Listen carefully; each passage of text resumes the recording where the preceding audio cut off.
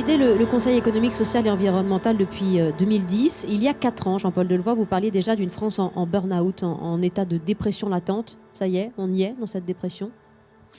Il y a même des évolutions, c'est-à-dire qu'en réalité, lorsque je dénonçais cela en tant que médiateur de la République, c'était une fatigue psychique. Mmh.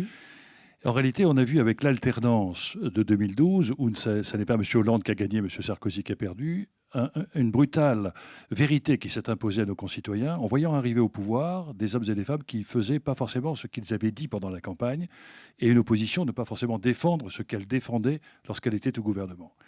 Mais il y avait encore une relative crédibilité et brutalement, les affaires Big Balion, Cahuzac, Thévenoud, on fait dégringoler brutalement le discrédit déjà important du politique à aujourd'hui presque un rejet du politique. Et nous voyons 3 positions se développer. La première, c'est une abstention qui se développe à toute vitesse, mais l'abstention de colère. C'est-à-dire les gens disent, puisque ce système, ils nous ont abandonnés, ils pensent à défendre un système qui est à bout de souffle et ne nous crée pas d'espérance pour l'avenir, eh bien, puisque je suis en survie et que mon avenir apparaît comme un phénomène de survie et non pas d'espérance, eh bien, je vais m'abstenir, je ne vais même plus soutenir ce système, je ne participe plus. L'autre aspect, c'est au contraire, puisque les espérances n'existent plus, les peurs sont importantes, je vais voter pour celles qui sont les plus près de mes souffrances et de mes inquiétudes, d'où les votes populistes ou les votes extrémistes de Mme Le Pen. Et puis la troisième, c'est comme le système ne me donne pas les moyens élémentaires de me nourrir, de me vêtir, bien je n'hésite pas à franchir les limites de la loi républicaine et je vais travailler en économie souterraine,